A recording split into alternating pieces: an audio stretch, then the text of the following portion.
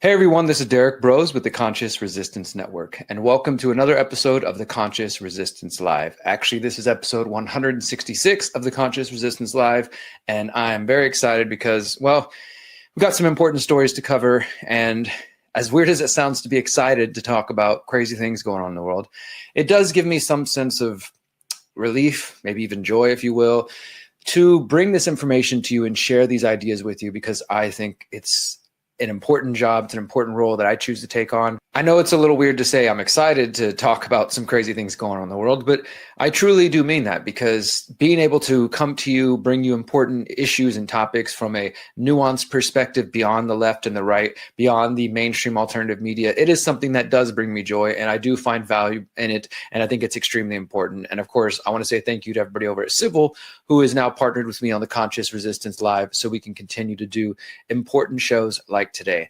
The topics we're going to cover today are main 5 stories. The Technocratic Trump administration. I released the second part of my investigation over at The Last American Vagabond. This one's focused on the pressure and the consolidation of the American media happening under the Trump administration, second Trump administration.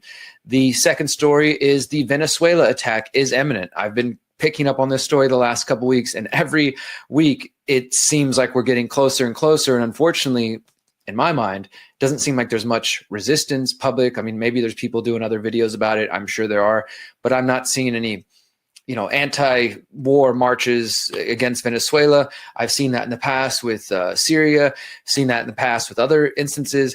And it just seems like we're moving forward and closer to that and doesn't seem to be much resistance or getting the attention it deserves. Our third story is going to be about the immigration fight against illegal immigration and the militarization happening around that. And as I've been telling you guys for weeks, Americans are getting caught up in that immigration dragnet. We got an update on that. Our fourth story is just a brief one looking at some recent changes that have taken place in the United States for those who want to visit from other countries and travel to the U.S. There has already been efforts to start rolling out biometrics and facial recognition at certain international airports. It has now become mandatory as of just the last couple of days. We're going to give you guys that update. And my final story of the night sort of relates to a lot of this. You guys know I went to the No Kings protest in Houston last weekend, and I put out 4 different interviews over the week and really highlighting just people's perspectives. I thought it was important because there's a lot of garbage out there. Especially if you're listening to MAGA media or just strictly right-wing conservative media, there's a perspective about these protests that I think is not completely accurate. And of course, if you listen to just left-wing media and the folks over there, then you're also going to get maybe a biased perspective from the exact opposite angle that the MAGA media will be getting you. What I tried to do with those protests and the interviews I did was to give you some nuance, some understanding of what's actually taking place. Today, we're going to look at the claims that George Soros and others, Rockefellers and others, are behind these entire movements, and thus there's no reason to pay attention to them. There's no reason to give them any credit or give them any treat them any serious kind of way. We're going to take a look at that and see if that is accurate. So all 5 of those stories happening today at the Conscious Resistance Live. Before we go further, of course, I want to let you guys know that, as I mentioned, I'm partnering with Civil. We've been partnering now together a couple of months, and things are going great. Thank you to everybody who's supporting and signing up at Civil. They are seeing that my audience likes what they have to offer. For those who haven't heard, Civil is a streaming platform and a podcasting network. They've got all kinds of amazing documentaries there, including all of the Pyramid of Power series. Episode 17, Volume 1 is there. Volume 2 will be out in just a few short weeks. I can't even believe it, but by mid-November is the goal we're aiming for. And it'll be exclusive on Civil before it goes anywhere else. So in addition to finding all kinds of content from me and stuff I haven't released and finding their other documentaries, you can also get access to this 10-week opt-out challenge. This is exclusively on Civil, guys. And I really, really hope you guys will sign up. I know some of y'all, myself included, can be very much against paywalls, and I tend to not do paywalls, but in this case, I do think it's worth it to work with Civil and to give you guys access to a platform that is better than many of the things out there. And it's a great value. You can sign up for $5 a month and you get access to everything I just mentioned, plus this 10-week challenge, or $50 a year. And I do have a coupon code for those of you who want to do the annual sign up in just a moment. The 10-week challenge started 2 weeks ago. I started with myself doing exit and build 101 talking about our mindset. And basically the way it's going is every other week, I'm giving a presentation and then John Bush is giving a presentation. So last Wednesday, John did a talk on the foundation of financial sovereignty, what he calls his 4 C's. This Wednesday, the 29th of October, we are going to be talking about how to unbank yourself. And this is one of the most challenging areas I find. And it's something I've outlined in my book, How to Opt Out of the Technocratic State, which you can download for free at theconsciousresistance.com/how-to and purchase in Spanish, French, and German, and of course, English. And there's a free audiobook. So for this week, I'm going to be diving deep into my experience with banking systems, getting out of them, partially getting back into them, and ways to think about that. And I think this is going to be invaluable information. Next week, John Bush will be back with what he's calling the anti-fragile resolve. After that, in November, I'll be talking about my big tech exit plan, and it's just going to go on from there. So there's going to be a lot of important information you guys aren't going to want to miss. Again, every other Wednesday, all the way till I think John's last one is literally Wednesday, December 31st, the new year. So it's going to go all the way through this rest of October, November, and into the end of the year. And you can find this if you go to Civil, that's CIVL.com/TCR. That's the main landing page for my work. You can find more about the challenge and my other programs there. If you want to sign up for the annual subscription, which is just $50 a month, that'll cost you $50. You can use the code TCR20 for 20% off that. And I want to tell you guys this. I've recently been informed that is a limited time coupon, which is not going to be around very much longer. So if you're interested in Civil, I encourage you, go ahead and sign up for a year, get access to all this stuff. You're going to see the pyramid first, you get the challenge. And this challenge, as I said, is not available anywhere else. So I encourage you to do so. All right, let's go ahead and let's dive into what we've got going on. I did a new interview this week that I would highly encourage you guys to check out. It's with the artist formerly known as Ice Age Farmer. You may have heard of him. You may remember him. I interviewed him back in 2020, and he was part of the Greater Reset one year. He was supposed to come in person another time. It just didn't work out because he was dealing with a lot of stuff behind the scenes and not doing very well for a good time there. This new interview is called Tackling Your Shadow and the Omni Crisis with Christian Westbrook, formerly known as Ice Age Farmer. He now does content under Unshadowed over on Substack, YouTube, when they're not censoring him, and Telegram. You can still find him on Telegram at the Ice Age Farmer channel. This was a really cool interview, guys. Highly, highly encourage you to listen to it, whether you know who Ice Age Farmer is not. If you know who he is, you're going to be interested in the first 15, 20 minutes where we discuss his background and his history of what's happened since he disappeared 2022. He hasn't posted since May 2022. All of a sudden he pops back up this summer and says, hey, is this thing on? I'm still here. I'm alive. And has been slowly dripping out new content. But a lot of people don't even know he's back now. So this was an effort to highlight that. Also, Christian and I have been talking behind the scenes this entire time. There's a lot of different theories and conspiracies claiming he may have died or somebody may have come after him. And those are some legitimate concerns, I will say, but he is okay. He is alive. And I was communicating with him that whole time. And he promised me back then that he would, when he was ready to do interviews again, he would give me the first interview, and he kept his word. So thank you, Christian. So we talk about that, but we also talk way beyond that. I mean, this conversation was pretty wide ranging. We didn't really have a big plan. I asked him his thoughts on current events. Somehow we ended up talking about spirituality, philosophy, the search for meaning, truth, all these great things. I really think you will enjoy that. So go ahead and find that at theconsciousresistance.com. And speaking of theconsciousresistance.com, guys, that's the best place to follow my work, theconsciousresistance.com. All of my content, interviews, documentaries, podcasts, everything, stuff from the No Kings protest, new articles, the interview with Christian Westbrook, and so much more can be found at theconsciousresistance.com. So as I mentioned, our first major story of the night is going to be focused on the ongoing investigation I have, which is at thelastamericanvagabond.com. If you're not aware, I am a contributor at thelastamericanvagabond.com. Visit Ryan's website regularly. You can also get access to my author page, which is what you're looking at right here on the screen. Just every article I've written for T-Lab since May 2020 can be found here. And you can also find a link, and this, of course, will be in the show notes over at theconsciousresistance.com. There is now a little landing page, the Technocratic Trump administration, which introduces my series. The first part was on public-private partnerships. We covered this last week. Today, we're talking about pressuring and consolidating the media. And as this article kind of ends on a cliffhanger, next week, the next article I'm writing this week will be focused on just going deeper into that Zionist relationship with the technocrats in Trump's administration, which is something I warned about for some time, that the technocrats and the Zionists were fully behind Donald Trump. And we're finding that out clear as day now. So if you're not familiar with my writing on The Last American Vagabond, do check out this landing page. Get caught up if you missed last week's episode. But today, we're talking all about the media. And, well, let me just get into it, and then I'll share before I digress, before I even get started. Let me share this with you guys.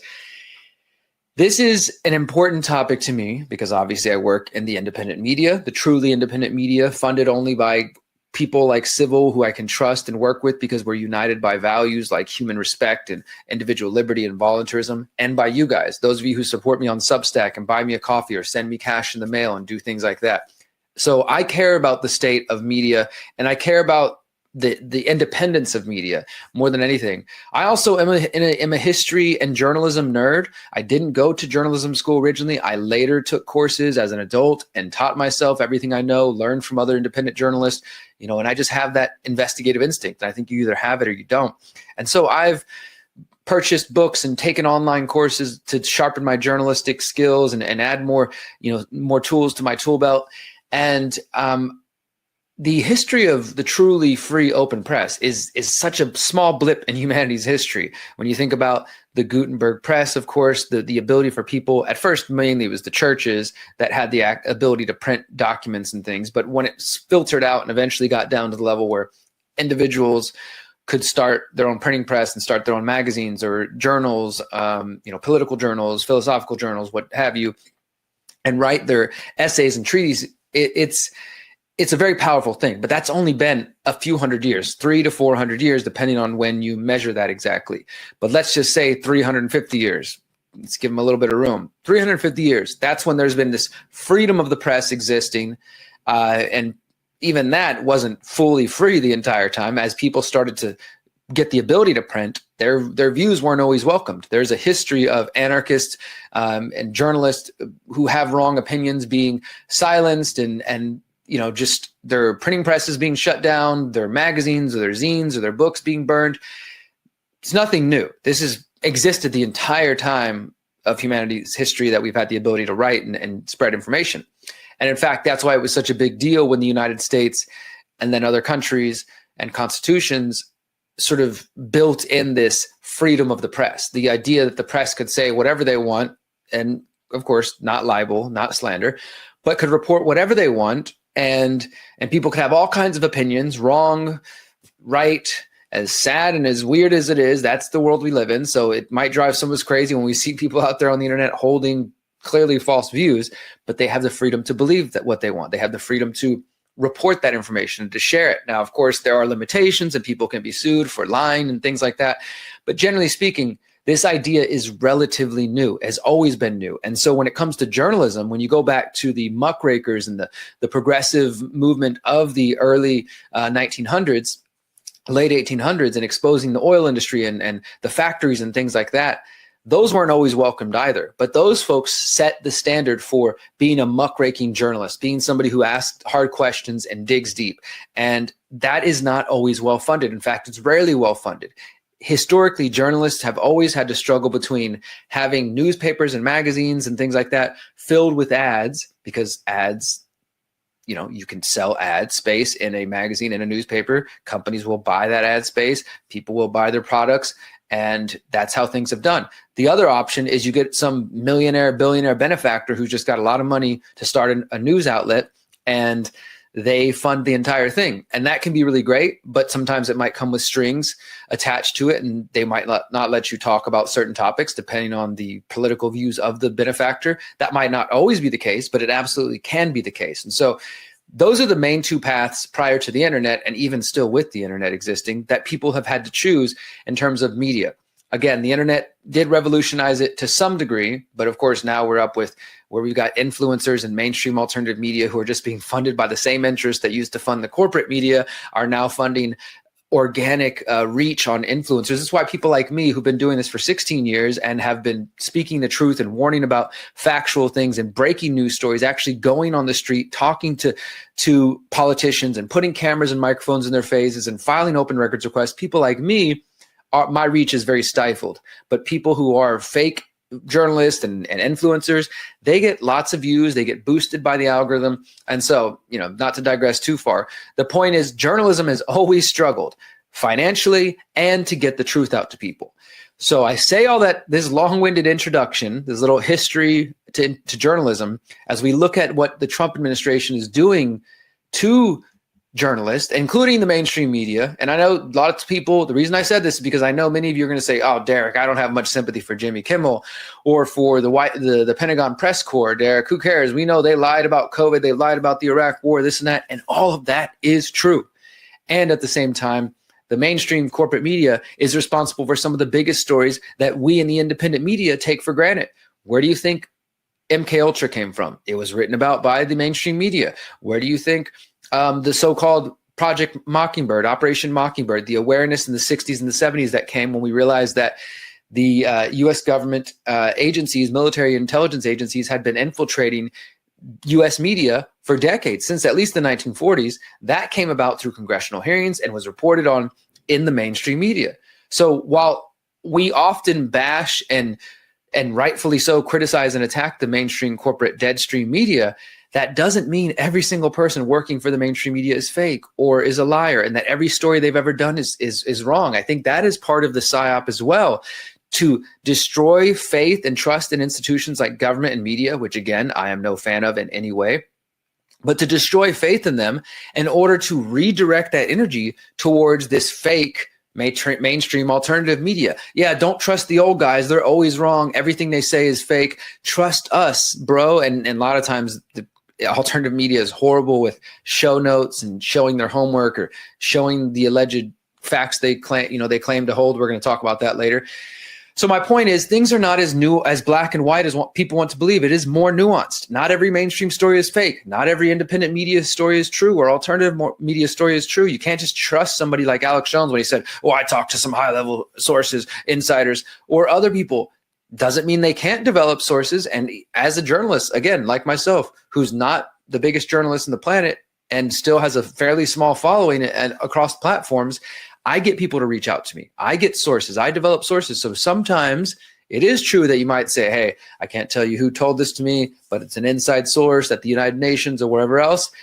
And that's the case. Other times, I think these people are completely full of shit and just making up stories to scare you, to keep you in a bubble, left-right paradigm, all this stuff. I could go on and on and on about the media. I know I'm trying to get to this Trump story, but I feel like I have to preface all this, guys, because every time I've been sharing some of the information in here, people accuse me of being a defender of the mainstream media. I've got this guy over on Substack trying to argue with me, telling me that I'm just, I've proven that I'm controlled opposition because I'm defending the legacy media and they lied about COVID and they lied about 9/11 and all this stuff. And those are true accusations. They did lie and they continue to lie. And I don't have to agree with them on everything to also recognize that an attack on the media, even if it's the mainstream media, is not going to be good for transparency in the long term. All right, now that I've spent 20 minutes introducing this article is called The Technocratic Trump Administration, Pressuring and Consolidating the Media. Not only is the Trump administration launching PPPs, public-private partnerships with big tech companies, they are seeking to dominate the media landscape. So I'm not going to read the whole thing. This is a fairly long article. For some of you, it's not 20,000 words, but it's a couple thousand words. We're just going to go over the main points that I highlighted here. First one, the canceling of Jimmy Kimmel. I covered this a couple of weeks ago. This is just my views in writing. If you don't know about the story, go back and review it. Basically, Jimmy Kimmel makes a joke about Charlie Kirk's assassination, not celebrating it in any way, but he did sort of insinuate that it was probably a MAGA person that shot Charlie Kirk. And of course, we're being spoon-fed this sort of psyop narrative that Tyler Robinson killed Charlie Kirk all by himself, and he was radicalized by leftist media and trans this and that could be true. They haven't put forward any hard evidence of it, but it sure does seem to fit somebody's narrative, so I'm skeptical of it. What I think was most triggering to Trump and the people in MAGA in the White House was that Kimmel joked about Trump's reaction to the shooting, saying that he had that he reacted in the way that a 4-year-old mourns a goldfish, because Trump was being asked about Charlie Kirk shooting, and he's like, "Yeah, I'm doing great. I'm trying to heal from Charlie Kirk shooting. I'm doing my best to get." He just like gave this bullshit answer, like he tends to do, and then immediately segued to like, "Oh, by the way, look, they're getting ready to build the new ballroom in the White House," and so Jimmy Kimmel says he mourns like a 4-year-old mourns a goldfish. Soon after this, you got people online saying Jimmy Kimmel should be canceled. Most importantly, FCC Chairman Brendan Carr went on to right-wing provocateur and serial plagiarizer Benny Johnson's podcast and threatened to take action against ABC, Disney, and other ABC affiliates. He said, quote, "We can do this the easy way or the hard way. These companies can find ways to change conduct and take action, frankly, on Kimmel, or there's going to be additional work for the FCC ahead, which is clearly a not veiled threat, an open threat. He went on and he said, the FCC has a strong case for holding Kimmel, ABC, and network parent Disney accountable for spreading misinformation because Kimmel, quote, appeared to be making an intentional effort to mislead the public that Kirk's assassin was a right-wing Trump supporter. So again, it got stuck in this left-right paradigm garbage. Then Jimmy Kimmel starts getting canceled everywhere. I'm sure you guys have heard all about this. And it was only for 5 days. And then he comes back on TV, and maybe the whole thing was a stunt, but it's not setting a good precedent, because to have the head of the FCC, which is supposed to regulate the airwaves, including television and in some ways the internet, but not really, but TV, radio, sort of old legacy airwaves, to go on there and say we can do this the easy way or the hard way is definitely not sending a good message. I mean, that's just, it's clearly a threat. And no, that's not a defense of Disney or ABC or Jimmy Kimmel. Again, I'm not going to keep repeating it, but hopefully my audience is more intelligent than that, and you guys can understand the nuance here, that it's not a good precedent. That doesn't mean you have to support the people saying dumb things on TV. I mean, who the heck's watching late night TV anyways? Most people not. People are watching the clips on YouTube. They're not actually staying up to watch those people. Nevertheless, it does indeed seem that Kimmel's statements were wrong. Like I said, we're being fed this narrative that Tyler Robinson was radicalized by left-wing ideology in recent years. I don't know if that's accurate. Seems like a setup to me, but that's what they're saying. So in that case, it makes Kimmel look wrong. See, look, he said it was a MAGA Trump supporter, but it's actually a guy radicalized by left-wing trans ideology. It just plays so perfectly into the left-right paradigm. Neither way, this shouldn't have any involvement with the FCC chairman. I mean, he shouldn't have got involved, but obviously this guy is Trump's lackey. And if you don't know about Carr, let me just give you a little background real quick. Carr made it clear that he had plans to use the FCC to crack down on speech that he believes doesn't serve the, quote, public interest. Over the years, he has argued that he can withhold licenses from media companies if he believes they are biased against conservatives. He also authored the FCC chapter for the Heritage Foundation's controversial Project 2025 policy. If you remember the Project 25, which Trump tried to deny had anything to do with him throughout the election campaign. He's just like, well, I have nothing to do with that. Now there's dozens of former Heritage Foundation members and authors of this Project 2025 policy program in the White House with him. Carr was one of those people who authored that chapter, and he used the chapter to call for restricting social media platforms under the guise of fighting censorship and championing free speech. Sounds familiar, right? And it seems like Carr wants to use his position to silence speech, which is not in alignment with Trump's vision of America. And as I mentioned before, I have some personal history with Brendan Carr, the head of the FCC. I confronted him twice in Houston, the end of September and then the first day of October. He was there in Houston for some 5G conference, and I went there. Ted Cruz was there. I also confronted Ted Cruz. You can find all these confrontations on my website. They're kind of old, but they're worth reviewing, because at that time I was asking Brendan Carr about the various lawsuits which have been filed against the telecommunications companies and the 5G expansion. And he's holding, he's there speaking at this event in Houston, in Texas. And I think it's a perfectly legitimate question to say, hey, you're here celebrating this, but this whole thing was pretty much all pro 5G. How do you respond to people who are concerned, including your, various constituents here in Texas who are worried about violations of property rights or worried about the health concerns or what have you. And he just acted like a complete robot. The next day I confronted him, literally walking down the street of Houston, putting a camera to him and just drilling him. And he's a former lawyer working for the telecom industry. This guy's corrupt. That's all I got to say about Brendan Carr. He's corrupt. So that's one thing, is we got this Jimmy Kimmel thing going on. Now, the second aspect of Trump's technocratic consolidation of the media is the restrictions at the Pentagon, which came from his defense secretary or secretary of war, Pete Hegseth, whose qualifications include former Fox News host. This guy announced that journalists who wanted to maintain their press credentials inside the Pentagon, the DoD, would have to require a pledge, which included agreeing not to release information that was not approved for release, including unclassified information, which has typically been shared with the press and reported to the public for decades and decades. That's a completely new policy. They've tried to portray it. Pete Hegseth and his supporters and MAGA have tried to say, this is no big deal. The mainstream press is just making a big deal of it because they love to lie to you. Don't trust them. This is not a loyalty pledge. All we're saying is you can't roam the hallways for free, freely. And as I talked about in past weeks, on one hand, this is understandable because, as I was kind of sharing in the introduction, journalism has always been a cat and mouse game between the state and the people who are trying to get the truth out, because the state wants to stop and limit them, and it's difficult to get financing for it. But when you can do it right and you've got financing to pay qualified journalists who can go out and investigate, and I don't mean qualified like in the mainstream, I mean anybody who understands journalism ethics and knows how to dig and get stories.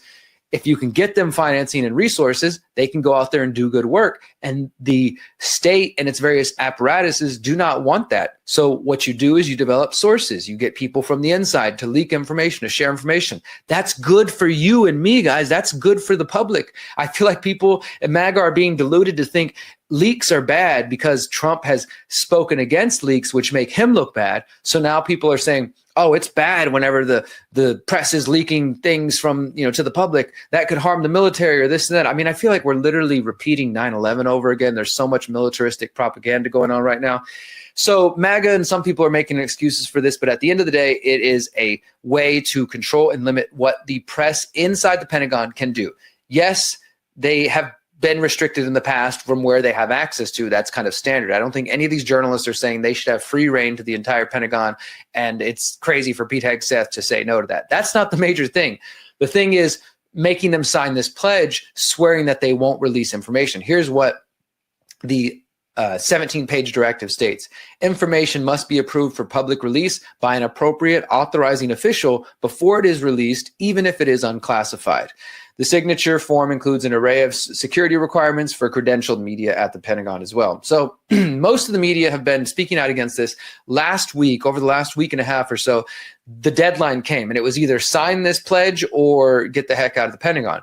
And the majority of the people chose to leave. Now, of course, Hegseth, as I quoted him here, he says, the press does not run the Pentagon. The people do. The press is no longer allowed to roam the halls of a secure facility. Wear a badge and follow the rules or go home. So again, he's trying to make it seem like this is just about people wanting to roam the halls. But in fact, it is about trying to limit information. And as I've kind of already shared here, this is a game of cat and mouse. The journalists are always having to battle the state and the military, trying to prevent them from gaining access to sources. But in the past, if information has been shared and it's unclassified, if it's unclassified, that means there's no classification. It's not classified as top secret, above top secret, secret, any of these kind of things. It's basically available for the public to know. So if the government didn't want it out, why wouldn't they just declare it top secret? Instead, they want to just make sure they have the ability to prevent any kind of information from getting out that could be embarrassing. And they want the journalists to come to them and say, hey, I'm going to share XYZ. Is that okay with you guys? I mean, this is just retarded. That's not how journalism works. Nancy Youssef, a reporter for The Atlantic who has had a desk at the Pentagon since 2007, said it made no sense to sign a pledge that said reporters should not solicit military officials for information. She said, quote, to agree to not solicit information is to agree not to be a journalist. Our whole goal is soliciting information. So it seems more about, like I said, forcing compliance. But when the date passed on October 15th, so a week and a half ago now, nearly every single journalistic outlet walked out of the Pentagon. There was images you could see on social media of all these journalists leaving. Some of them, they got boxes in hands. And again, I understand that MAGA media and someone in the independent media or even the conspiracy world, the so-called truth freedom community, were like, ha, ha, ha, look at those journalists walking out with boxes in hands. Get the heck out of here at the Pentagon. We're winning. We're triggering the libs. But it's because people's identity have been tied up with MAGA and with Trump, and they think, well, these people have said bad things about Trump, and so if Trump gets rid of them, that's good for me. But it's not inherently good for you at all. In fact, it's probably bad for you, because these are the media, the few media, who, while they may suck at 9/11 and talking about COVID and things like that, they were correctly calling out the Trump administration in many different areas. And also the idea that this is just left-wing press, CNN, New York Times, Washington Post, which did walk out, as well as the Associated Press and Reuters, even conservative outlets like Fox News, the Daily Caller, Newsmax, and the Washington Times, they refused to sign it. So don't let MAGA tell you that this is just some left-wing thing, that only the left liberal progressive press that hates Donald Trump and doesn't want to sign a simple pledge are the people complaining. Daily Caller didn't sign, Fox News didn't sign, which again is the former employer of Pete Hegseth, the man who implemented this policy. And they all put together a joint statement which said, today we join virtually every other news organization declining to agree to the Pentagon's requirements, which would restrict journalists' ability to keep the nation and the world informed of important national security issues. The policy is without precedent and threatens core journalistic protections. We will continue to cover the U.S. military, as each of our organizations has done for many decades, upholding the principles of a free and independent press. The only outlet who initially agreed to go through with this was One America News, which you guys might remember is pretty friendly, pro-Trump, various pretty news station that came out in the last decade or so, maybe even less than that, really in the Trump years. And they now have White House access. They've had it for a couple of years, and they refuse to sign this. They're like, no, we're good. We'll do whatever Trump wants. Now, ironically, as I found while we're researching this story, Gabriela Chuchia, not sure how to say that really. She is a former One America News reporter. She was actually fired by the news agency earlier this year after she wrote a Substack criticizing Pete Hegseth for some of his other media policies. She wrote, quote, Pete Hegseth has, it says that Hegseth has received much flack for holding only 2 formal press conferences during his term so far. So it's been 10, almost 11 months. He's only held 2 press conferences for the media. And a One America News journalist, she wrote a column on Substack criticizing this, and she gets fired by One America News. And now One America News is willing to sign the pledge and do whatever the Trump administration says. Shortly after this walkout happened, the Trump administration announced that they now reportedly had 60 different outlets who had agreed to sign the pledge. And it's basically foreign media, small independent foreign media who probably just want access. And so whatever, they're going to sign a pledge. And then different freaking influencers, so-called influencers like Benny Johnson and others, who are perfectly happy to sign this pledge because they don't really have a spine anyways, and they're just going to report whatever Trump wants. So that's another one. We got the firing, the threatening of Jimmy Kimmel. We've got these new rules at the Pentagon press. We're talking about the ways that the technocratic Trump administration is consolidating and pressuring the media. Another one, the frivolous lawsuits. And again, I understand that some of you guys probably enjoy seeing Trump fire lawsuits against the media. You think it's a good thing because, well, screw those guys. They lied about the weapons of mass destruction. Screw those guys. They pushed COVID vaccines on me. And so you are buying into this idea that everything that is good for Trump is good for you. Everything that's bad for the media is good for us. I don't think that's inherently the case. In fact, it's just setting the precedent for Trump to be, and for future presidents of either political corporate party, to use these same tactics. So Trump is known for being litigious. He likes to sue everybody and anybody, and he has always done this over the years. It's nothing new. It's not surprising. But as president, he's kind of gotten any worse. And as I wrote here, Trump has used the fake news meme to diminish trust in the media overall. He has conditioned his MAGA followers to believe that any story which paints him in a negative light is simply false and the result of legacy media suffering from Trump derangement syndrome. Of course, there are indeed political pundits and stenographers for the establishment media which have attacked Trump for false stories, including the Steele dossier, Russian interference in the 2016 election, which was definitely overplayed and exaggerated. But Trump has seized upon these failings to paint the media as nothing but biased propagandists.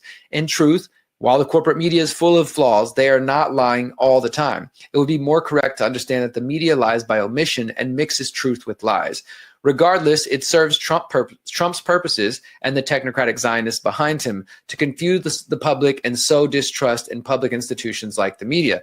One of Trump's favorite tools for attacking the media involves filing these lawsuits to try to get compliance and money out of them. So this is just a brief rundown of some of them that he has filed in just 2025 alone. We're not going to go over the details of every one. Please do read the article. But he sued the Associated Press. First thing is he got rid of the Associated Press in February, said they were no longer welcome to the White House because they wouldn't call the Gulf of Mexico the Gulf of America after Trump changed it on some maps and expected everybody to comply. So they said, okay, Associated Press journalists are no longer welcome. The Associated Press actually filed a lawsuit against Trump this time. Trump tried to fight it, of course. The judge ruled in favor of the Associated Press, saying that government cannot violate the First Amendment by punishing news organizations for their speech, including whether or not they choose to refer to a body of water by Trump's preferred name. However, despite this legal victory, the AP is still being blocked from Trump administration events. In July, Trump files a $10 billion, 10 with a B, billion-dollar lawsuit against the Wall Street Journal after the outlet published the report alleging that Trump drew a picture of a naked woman in Jeffrey Epstein's 2003 birthday book. You guys might remember this from a couple months ago. It was a big deal in the media for a little time, especially when Epstein was everywhere over summer. And Trump's like, oh, there's no way I did that. That doesn't even exist. He tried to claim that the Wall Street Journal was making the whole thing up. Eventually, the picture actually gets released once the Congress and some of the committees investigating Epstein started to release documents in the last month or two. And now we actually have a copy of the picture. And then Trump said, oh, well, that's not my signature. The signature looks just like him. He only signed it Donald Trump, not Donald J. Trump. People have found similar signatures from him over the years. So he went from saying, it's not me, I've never drawn a picture in my life, it's fake, that's not real. Then, okay, it's real, but that's not my signature, that's not me. So Trump's trying to sue them for $10 billion. And the Wall Street Journal is, of course, trying to dismiss the lawsuit. But as of just this past Tuesday, Trump's lawyers are trying to keep the case going. They filed a response trying to prevent it from being dismissed. And mid-September, Trump files a $15 billion defamation lawsuit against the New York Times and publisher Penguin Random House relating to articles and a book which was published by some of its reporters. A federal judge dismissed Trump's original 85-page filing, which is insane for a filing to be 85 pages long. And they dismissed it, the judge said, because it was too long and rambling. And last week, Trump's team refiled the lawsuit. Now it's only 40 pages long. So that's still ongoing. So we still got ongoing lawsuits with the New York Times, the Wall Street Journal, and the Associated Press is still trying to figure their situation out. And again, that's not a defense of those outlets and any lies they've told in the past. It's just that having a president who's literally suing the media for garbage reasons because they're talking about things he doesn't like. And then, of course, he paints it like, well, this is the legacy fake news. You know, you don't like them, so support me while I sue them. But thankfully, Trump's not always winning. As the New York Times notes, Trump sued the Times in 2021 and that the suit was dismissed in September 19th of this year. So in that case, Trump was instructed to pay the New York Times legal expenses. I thought that was funny. Not that it would be a lot, but it's just funny that Trump tried to sue them. He loses. He has to pay their legal expenses. Trump's reelection campaign also sued the Times for libel in 2020 over an opinion essay. So suing people for having the wrong opinion. And that lawsuit was also dismissed. However, there's a couple times Trump has succeeded, and this is where we're going with the next story. Trump has actually succeeded in forcing compliance and massive payouts from CBS and ABC News, both of whom recently agreed to pay $16 million to settle lawsuits brought against their networks. In early July, Paramount Global, the parent company of CBS at the time, they agreed to a multi-million-dollar payout to settle a lawsuit regarding the editing of a 60 Minutes interview with former Vice President Kamala Harris. You guys might remember this from last year. Trump was bitching and complaining a lot during the election, saying they edited it to make her look better. They changed her answer. Trump claimed that they had selectively edited the interview to improve upon her original answer to a question about Israel. And let's be real, Kamala Harris's answer that they gave, the full answer was pretty stupid and not is a non-answer. She didn't say anything, just said a bunch of words with no meaning. But then there's another cut of it where they kind of took a better soundbite. All this was, CBS said, was that instead of playing the full interview, they just cut out different clips of it to play in different programs. So they played it a couple different times, and Trump claimed that that was them deceptively editing. And he said that he suffered mental anguish. The poor guy, he suffered mental anguish as a result of the interview. And so he needed $20 billion. In the end, they settled for $16 million. So, I mean, this guy loves to sue. This guy loves to sue. Now, what makes that last one there? CBS, 60 Minutes, owned by Paramount Company. And at the time of this ongoing lawsuit, Paramount and the company Skydance Studios were starting to discuss merging as one company. This was in 2024, and this effort has been ongoing in 2025. And they needed the support of the Trump administration, because if the Trump administration wanted to say, hey, we think it's an illegal merger, it's a monopoly, they could make it difficult. They could stop them. So while Skydance and Paramount, who own CBS, who own 60 Minutes, needed Trump's approval to get this merger, they also decided to settle a lawsuit with Trump for $16 million. I don't know. Seems like there's something going on there. Some would argue that Trump was putting pressure on them, trying to squeeze them for some money in his pocket if they want him to approve their merger. And guess what? The merger has happened. The $8 billion merger of Skydance Media and Paramount Global was announced, as I said, in summer 2024, finalized in August 2025. So the last couple months, people have really been kind of seeing what's going to take place. The company, Skydance, which you may have heard, is owned by a man named David Ellison. He's been the CEO and is now the CEO and chairman of the newly combined company, Paramount Skydance Corporation. David Ellison founded Skydance in 2006 in Santa Monica, and beginning in 2010, the company started working with Paramount to produce movies like Top Gun Maverick and the Mission Impossible series. So you may have seen some of their movies.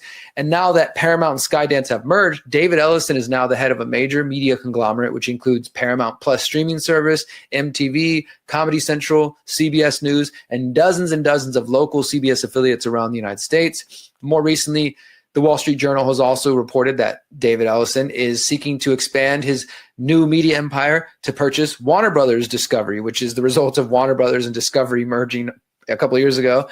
And as of just this week, Warner Brothers has confirmed that they have been sent some offers, but they did not directly confirm that David Ellison is one of them. Either way, it seems very clear and likely that David Ellison is involved in that, because he's already got this media empire and he's seeking to expand it. What does this have to do with Donald Trump and his technocratic effort to control the media? Well, the reason this is very consequential is because the Ellisons, the family, David Ellison, the son, his father, Larry Ellison, the CEO of Oracle, the second richest person in the world, they are very favorable and friendly to the Trump administration. Ellison, the elder, Larry Ellison, has supported Trump's presidential campaigns and advised him during the COVID-19 panic. You might remember the first days of the Trump administration. On the second day, actually, I believe it was, Larry Ellison was standing there with Trump, along with Sam Altman of OpenAI and some other officials at big tech firms, when they announced the $500 billion investment in the new artificial intelligence company they called the Stargate project. As I reported at the time, this project involves the use of AI, mRNA injections, and the promotion of transhumanism. The elder Ellison, Larry Ellison's company, Oracle, as well, has deep ties to the CIA. Their first customer was Oracle. I covered this, early in the year, as soon as Stargate happened. And there's quotes from other investigators, including the author of a book called The Difference Between God and Larry Ellison, that says Oracle wouldn't exist if it weren't for government contracts. Also, right after 9/11, Larry Ellison writes a op-ed piece in the New York Times calling for a national database. He says, quote, a national security database combined with biometrics, thumbprints, handprints, iris scans, or whatever is best can be used to detect people with false identities. This guy also has a relationship with Peter Thiel. And Oracle and Palantir, both their companies have been very close for years now. And the fact that Larry and David Ellison, the father-son duo, are both huge, ardent supporters of Israel, also has critics worried that this new media empire that's being formed is going to be about trying to limit conversation and criticism of Israel. And I think that is potentially likely, because shortly after the Skydance and Paramount merger, you had Paramount announce the purchase of the Free Press, which is a Substack publication owned by Barry Weiss, the former New York Times journalist, who quit a couple of years ago, started kind of speaking out against anti-woke culture, is also, in her terms, a Zionist fanatic. So now the Ellison family, after they got Paramount and Skydance as one company, they bought the Free Press, which is literally just a Substack blog, which is kind of crazy. And they paid billions of dollars. And they now appointed her as the editor-in-chief at CBS. So that you got a Zionist fanatic, former New York Times journalist at the head of CBS News now, as the Ellison family kind of creates their pro-Zionist, pro-Trump empire media. And it's a media empire. It's pretty crazy to see, but it's one of the many examples. The last one, of course, here is the TikTok deal, which is still being solidified. But Larry Ellison of Oracle, the father that we were just talking about, he is involved in this attempted purchase, which does seem to be going through. And the only information we have right now is that last month in mid-September, the Wall Street Journal reported that Ellison's Oracle is working with Silver Lake and Andreessen Horowitz to purchase TikTok as part of an effort to put TikTok under U.S. government control. According to the Wall Street Journal, if the deal goes through, they're going to form a new company, and that U.S. investors would have an 80% stake in the company, with China getting the rest. And the new company would have a, quote, American-dominated board, including, quote, one member designated by the U.S. government. Even more worrisome is the fact that Oracle would handle the user data at its Texas facilities. So this is ongoing. We still haven't seen it happen, but that to me is just another way that Trump and his allies, the technocrats, are gaining control, not just of the legacy media, but of social media through TikTok, which is one of the world's biggest apps, particularly with young people.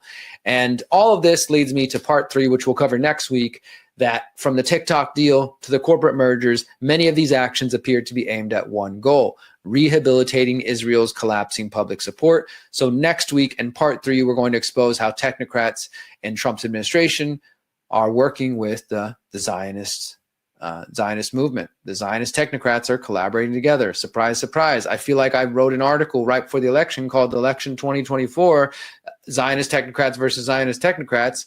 Oh, wait, I did. I've been warning people this was going to happen. Hopefully, those of you at the Conscious Resistance listened, and you didn't go vote for these people, and you didn't buy into false hope narratives, and instead you realize that you are the answer and that you can't rely on politicians to do anything for you. You can't rely on politicians to save you. They're not coming to save you. Sorry, they're not going to save you. Trump's not going to save you. Larry Ellison's not going to save you. None of these people are going to save you.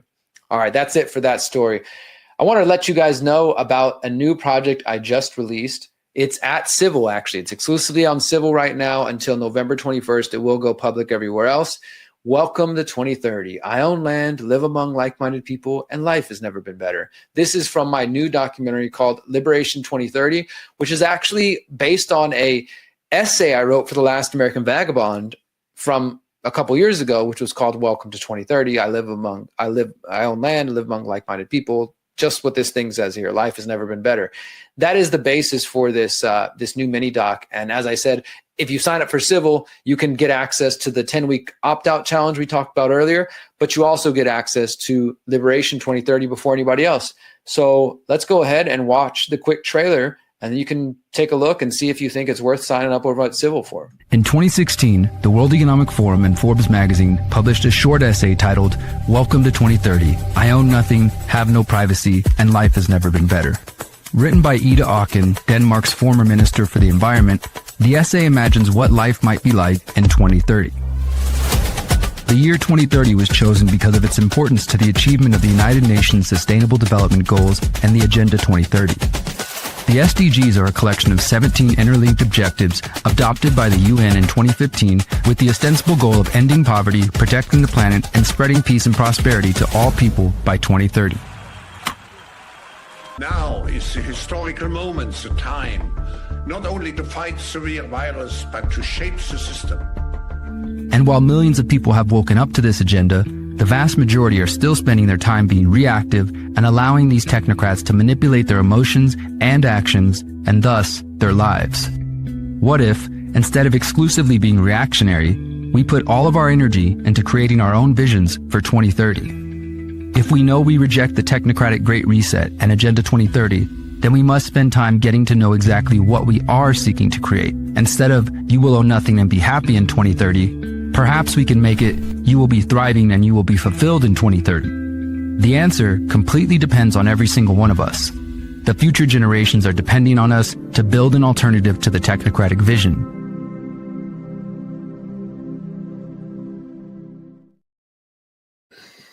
All right. So that is Liberation 2030. You can find that at civil.com/TCR. Go there, sign up, do the monthly campaign, monthly subscription for just $5 a month, or do the annual subscription for $50 a year. And you can use the code TCR20 and get 20% off right now. You'll get access to Liberation 2030 before everybody else. You get access to the 10-week challenge. And next month, you'll see the Pyramid of Power before anybody else. So I think it's a great deal. All right, let's go ahead and continue with our next story. All right, let's go ahead and continue with our next story. Unfortunately, it seems like what I've been warning about the last couple of weeks is getting more and more true every day. And that is that an attack on Venezuela seems to be imminent at any moment. This report here was just a day or so ago before I'm recording. Trump considering plans to target cocaine facilities inside Venezuela, officials say. Now, it's interesting because some people will hear that headline, the drug warriors from the 1980s who still believe in all the drug war propaganda, will hear that and be like, great, I hate drugs, and drugs are getting to American youth, so let them go after Venezuela and target those cocaine facilities. But you might want to ask them if they have any evidence that there are cocaine facilities in Venezuela, or if it's just more U.S. government propaganda, because as this article and plenty of other research has found, there's literally no evidence that cocaine is coming from Venezuela. Not to say that there's no cocaine there, because I'm sure there is, but it's being produced in Ecuador, Colombia, and many other countries, but not Venezuela. Even the U.S. government's own drug agencies say that there's not much going on there. Nevertheless, the Trump administration continues to play that tune, and apparently some people are buying it. So let's go ahead and just look at some of the latest buildup.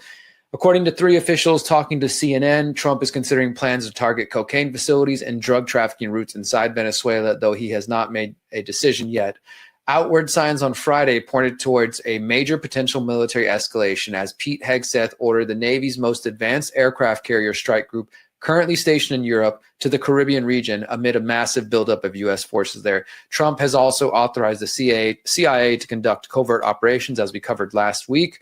The president has not ruled out taking a diplomatic approach with Venezuela to stem the flow of drugs into the U.S., even after the administration cut off talks with Venezuelan President Nicolas Maduro in recent weeks. Venezuela is not known to be a major source of cocaine, but the Trump administration has been aggressively trying to link him to the drug trade. The one administration official told CNN there are plans on the table that the president is considering. He hasn't ruled out diplomacy. A second official who has apparently been involved in these discussions argued that there are many proposals that have been suggested to the president. A third official said the planning is happening across the government, but the focus is at the highest levels, is currently going after the drugs inside Venezuela. And as we know, Trump has continued to bomb. I think we're at 8, maybe 10 boats now. It says bringing the total of targeted boats to 10 as of Friday, and there may have been more of the weekend, killing up to 43 to 50 people. So here are some of the boats that we know that are on the Caribbean coast. As the U.S., for those who might not realize this, the U.S. is literally sending boats there. They're sending helicopters. They're sending troops. And it's a buildup. There's clearly an effort to build up in Puerto Rico, as well as right off the coast of Venezuela. U.S. has deployed more than 4,500 Marines and sailors, along with a significant portion of its naval and air assets in Caribbean. They got the USS Iwo Jima, a WASP-class amphibious assault ship, an amphibious transport dock, guided missile cruiser, 3 destroyers, combat ship, special operations ship, fighter jet, 10 more fighter jets, nuclear-powered attack submarine, military transport and cargo craft, supersonic jet trainer, reconnaissance aircraft, 3 Reaper units, drones, Navy helicopters, medium-lift helicopter, Blackhawks, Ghost Rider, gunships, Super Hercules aerial refueling, large military transport craft, bombers, airport craft, strategic military transport craft, aerial refueling tanker craft, and as I said, 4,500 Marines and sailors. That is as of just the last couple weeks, guys. Everything I just said, I'm not talking about Iraq 2003 and some buildup from 20-something years ago. I'm talking about 2025, late October in Venezuela.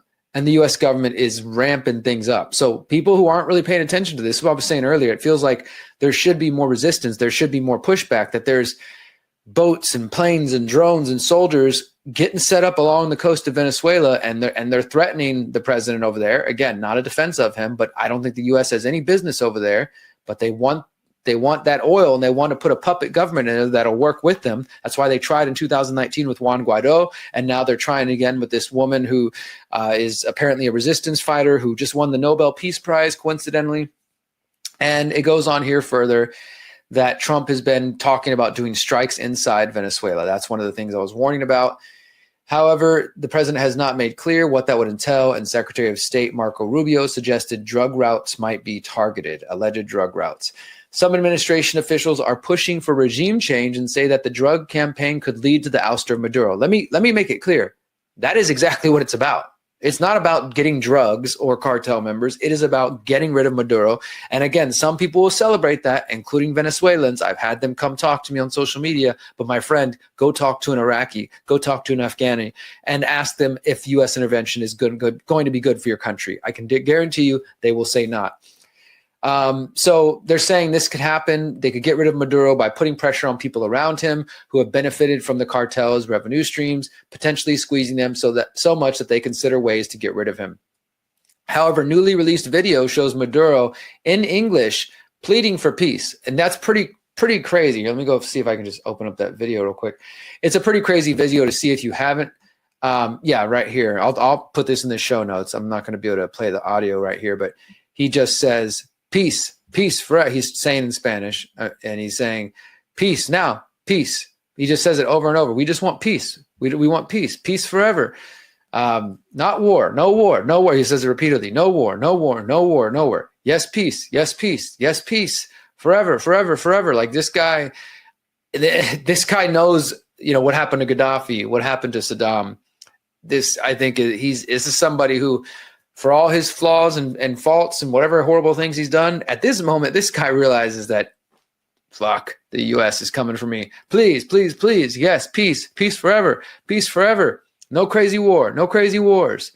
And he goes on and on. I will include a link to that in the show notes if you haven't seen that video. It's pretty interesting.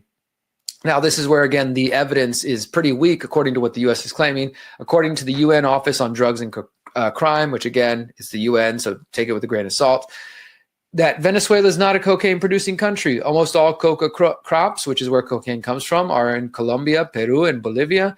And then, as I said, they traffic them through Ecuador and Central America and even Mexico, where I live. That comes from a U.S. Drug and Enforcement Administration report. I talked about this last week or the week before. This report from March 2025, under the Trump administration, says that Venezuela is not involved in cocaine trafficking. They don't mention them one single time. Nevertheless, Trump administration officials are still trying to claim such a thing.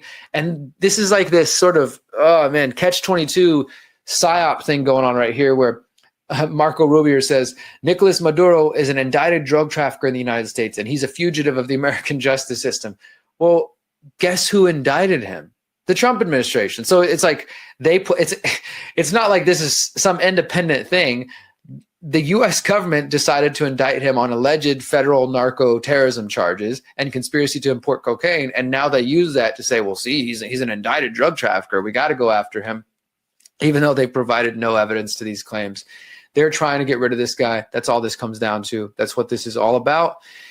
And now they're talking about targeting alleged cocaine facilities that are reportedly there in Venezuela. And they're talking about, CIA covert action. They're talking about bombing within Venezuela while they're stacking boats and drones and nuclear-powered subs and fighter jets and helicopters in the Caribbean and all around Venezuela.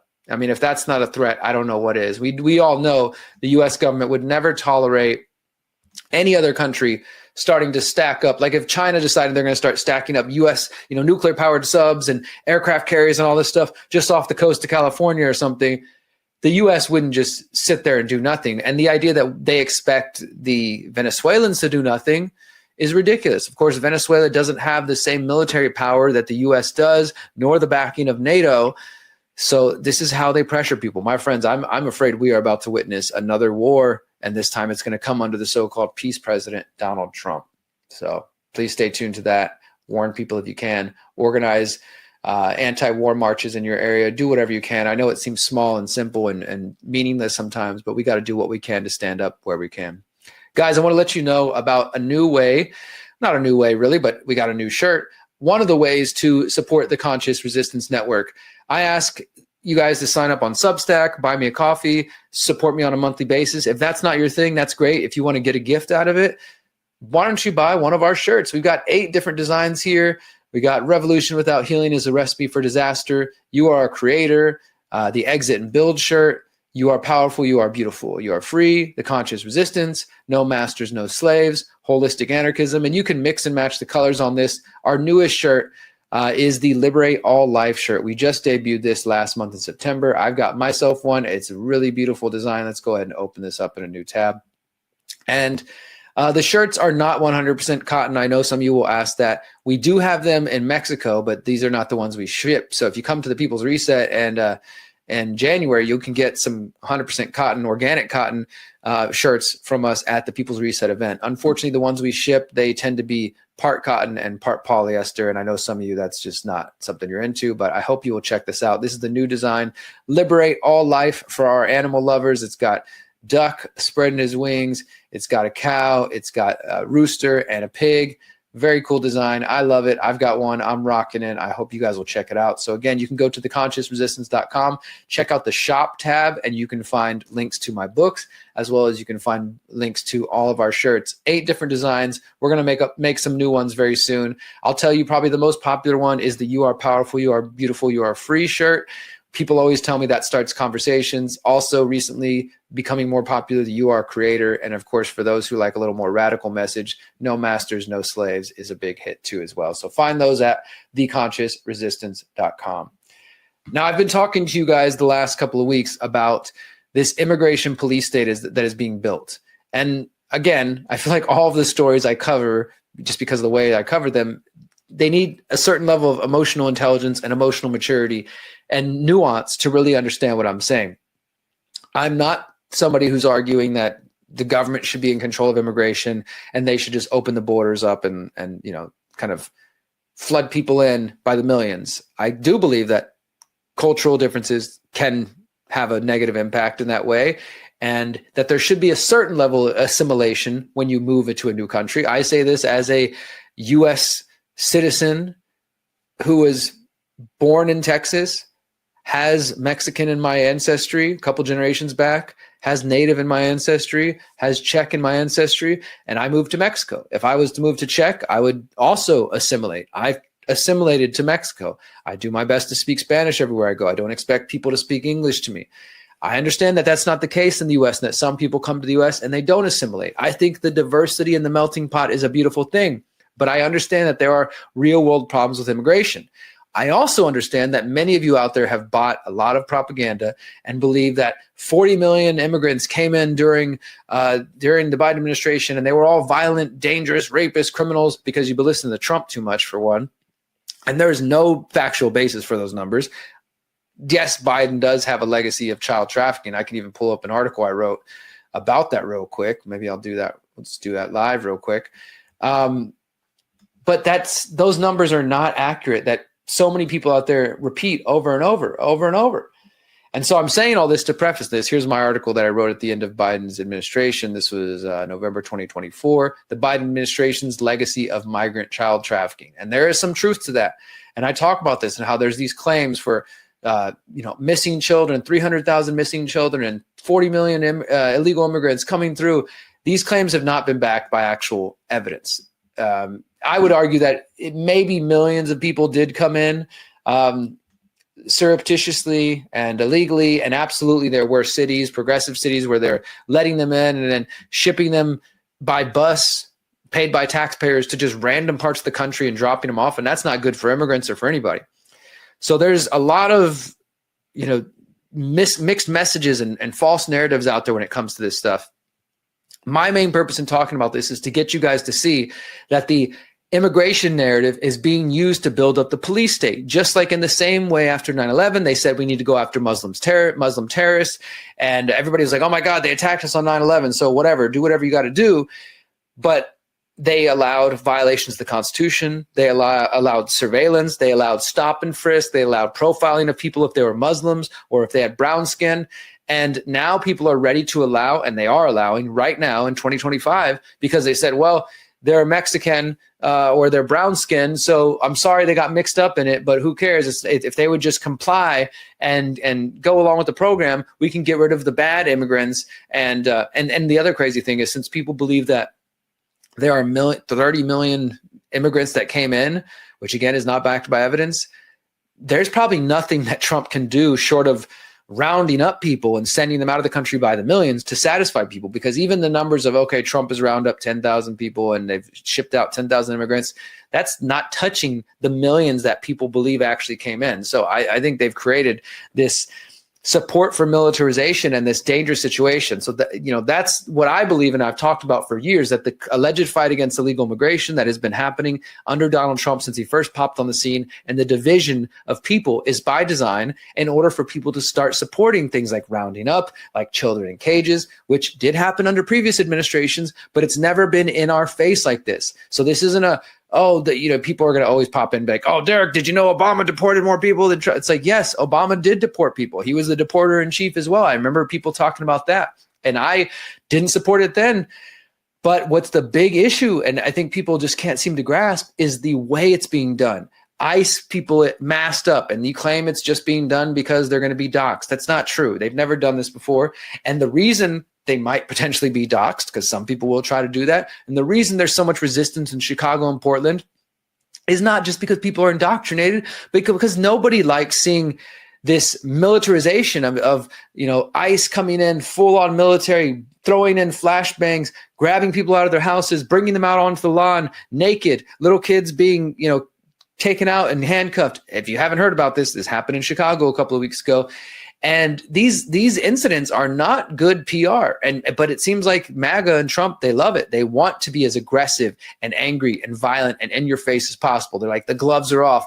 So they want there to be a little bit of this militarization and aggressiveness with it.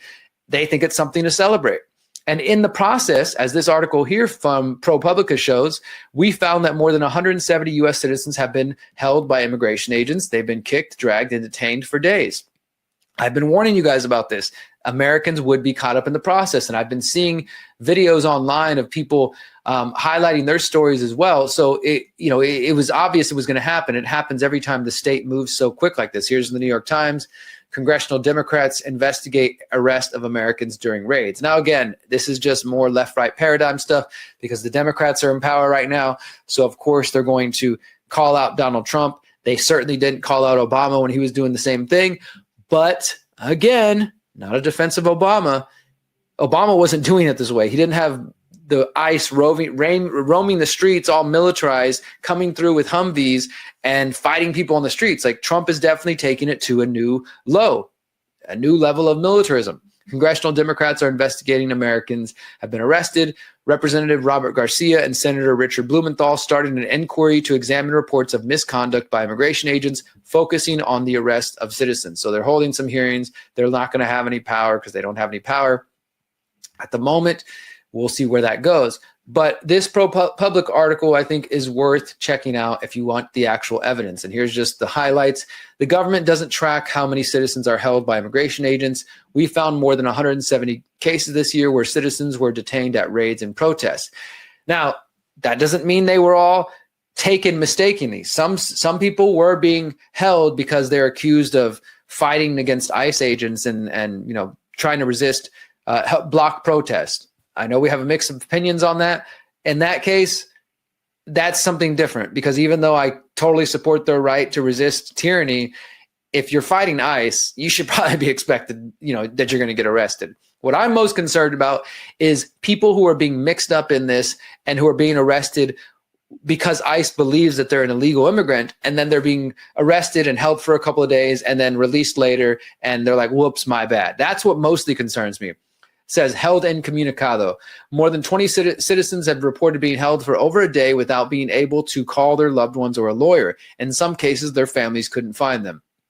Agents have arrested about 130 Americans, including a dozen elected officials, for allegedly interfering with or assaulting officers, yet most of those cases were often dropped. And so that's another thing, is like they'll hold them claiming like, oh, this person stood up and tried to stop us what we were doing, and then eventually the cases just get dismissed anyways. And you could say, okay, that's just because the courts are crooked, blah, blah, whatever. My point is we're just seeing more chaos. And as I said, my main concern is people who get caught up in the mix and who are inadvertently, quote unquote, mistakenly arrested and being held by ICE, even though they're American citizens. And I kind of alluded to this a moment ago. I had this conversation on Facebook. I could pull up maybe I'll go ahead and pull this up actually, because I talked to this lady and she had some, how can I say this nicely? She had some obedience propaganda in her head that just needed to be shaken loose a little bit. And unfortunately, I don't know if I did a great job of it, but this kind of person was just saying, Derrick, if people would just not resist, even if they're held accidentally against their will, then things would just go easier for them. So here's that comment. Let me just go ahead and show it to you guys real quick while we're talking about it. This is the lady I was talking to on Facebook. And like I said, we're going back and forth about immigration. And I explained the same things I'm saying to you guys here, that Americans are being caught up in this, she said. And she's responding to another lady. She says, bottom line is actual citizens that are truly legal of any color would make any detainment easier on themselves if they just cooperated and were respectful instead of this BS arguing and know their rights crap. If you did nothing wrong, you were only being inconvenienced. If you fight the process, you will lengthen your detainment. It's basic common sense that the world lacks these days. And it's like on one level, I get what she's saying, that she's like, look, if you just don't resist and let them figure everything out and just hope that it'll work out, then sooner or later you'll be released, instead of this know your rights crap. But that's just, I don't know, lady. And somebody was giving her crap saying it's because you're a white lady, so you won't be the ones being detained. And I don't think that's always fair, but in this case it might be accurate, because they're not looking for white people for the most part. They're looking for brown people who look Hispanic and they think might be Mexican or Guatemalan or some other country, and that are there illegally. Those are the people that are most likely to get mixed up if they have a case of mistaken identity and they think ICE believes it's going after one person and somebody happens to look like that person, something of that case, or if they've just got the wrong information. And what if you are here legally and they come after you to grab you because they've made a mistake on your end? According to this woman, you just would make detainment easier if you just cooperated instead of arguing and knowing your rights crap. So instead of saying, hey, hold on, guys, I'm totally legal, I got all my paperwork, everything's good, please don't take me, which of course we know they don't listen. They just come in and grab you and kidnap you. And instead of doing that or saying, hey, somebody help me, I'm being held illegally, this is bullshit. You're just supposed to do nothing, go along with the process. If you did nothing wrong, you're only being inconvenienced. If you fight the process, you will lengthen your detainment. It's just basic common sense. I mean, this sort of bootlicking, and I reposted this, and this lady got really triggered by it. Of course, most people do whenever you highlight their nonsense like this. She got really triggered by it. I don't care. Get over it, lady. I mean, I just don't have any space in my mind for this kind of stuff. That it's just sad. It's just sad. It's sad, and it makes me sad to see that there are people out there that, with everything going on, whether you agree with the immigration stuff or not, and whether you support ICE or not, obedience like this is not good for any of us. This is not the kind of thing we should be promoting, supporting. We should, in fact, be encouraging people to push back against this. And I'm not saying fight the cops or anything, but absolutely you should know your rights. It's not crap to know your rights, lady. It's a good thing. If more people knew their rights, we wouldn't be in this situation. In fact, that's what I said to her. I said, if people in the past had known their rights and had exercised them instead of just going along to get along, we wouldn't be in the situations we are now. So no, it's not a bad thing that people want to exercise their rights. It's a bad thing that people didn't do it in the past, and now we're stuck in the situation trying to play catch up because people want to be obedient. So point is, Americans are getting caught up in the immigration raids, and I don't think it's going to go away. I think it's going to get worse. And supporting this tyranny just because you're not an illegal immigrant or because you think it doesn't apply to you, it's only going to come back to bite you in the butt later. I can pretty much guarantee you that.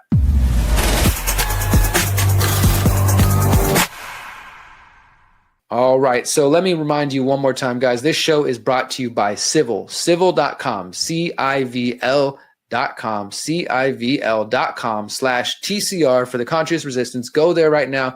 Get signed up. This is the last time I'm going to mention at this show. Like I told you guys, my new documentary, Liberation 2030, is there. This Wednesday, we're going with the 10-week opt-out challenge. I've got bonus behind-the-scenes content from the Pyramid of Power that nobody else has seen except for those on Civil. And next month in mid-November, the final episode of the Pyramid of Power, Volume 2 of Chapter 17 is coming out. It's going to be a 2-hour epic conclusion, and it's going to be on Civil first before anybody else gets to see it. And that's not even to mention all the other awesome programs they have there.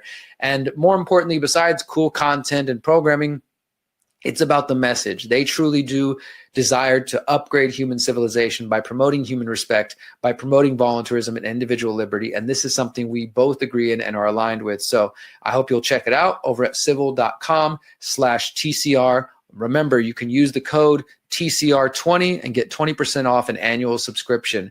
And I encourage you to do that soon before that code disappears. Okay, so another brief story here. This one is just an update. We've been talking a lot for years, but more recently about the expansion of biometrics and digital IDs. As you guys know, the European Union, as of October 18th, just started doing biometrics all over all the EU member nations, the 29 Schengen nations. Now, if you want to go between there, now it's not fully rolled out everywhere, but they're saying by April it'll be completed and concluded. Even Mexico, where I live, is starting to toy with the idea of some of these programs. And the US, of course, has the Real ID, mobile driver's licenses, these type of programs, which are starting to expand. And I definitely think you should be keeping an eye on this. Now, this new rule, it only applies to foreigners coming to the US, but still it's something we need to pay attention to. DHS issues new travel rule for all foreigners, including green card holders. This is just reported the night before I'm recording this, a couple days before I'm recording this. U.S. is planning to photograph every non-citizen as they enter and leave the country, citing much improved facial recognition technology. This is called an entry and exit system, and Donald Trump has been saying this was coming for years. According to a filing in the Federal Register on Friday, U.S. Customs and Border Protection will expand on the photo and data gathering already in place at land, sea, and airport borders in an effort to crack down on fraudulent travel documents and increase national security.